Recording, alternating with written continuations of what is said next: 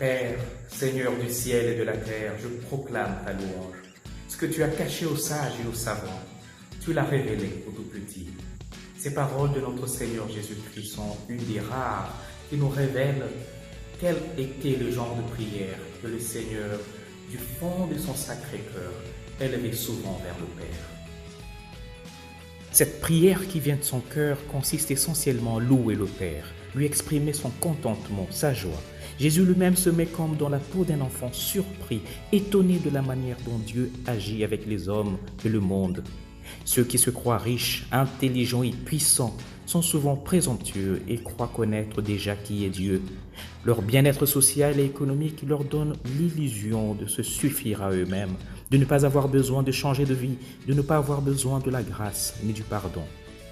Aussi, les paroles du Magnificat de la Sainte Vierge Marie sont en parfaite syntonie avec la prière de Jésus aujourd'hui. Le puissant fit pour moi des merveilles, saint est son nom. Déployant la force de son bras, il disperse les superbes, il renverse les puissants de leur trône, il élève les humbles, il comble des biens les affamés, renvoie les riches les mains vides.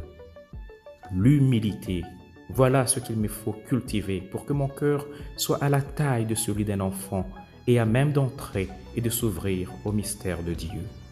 Le Seigneur n'entre pas dans des cœurs durs et idéologiques, qu'a tweeté le pape François le jeudi passé.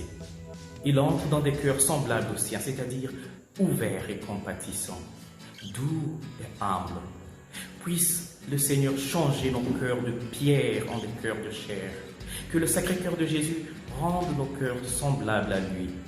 Qu'il augmente en nous l'amour et nous apprenne à davantage le répandre autour de nous. Bon dimanche chez vous.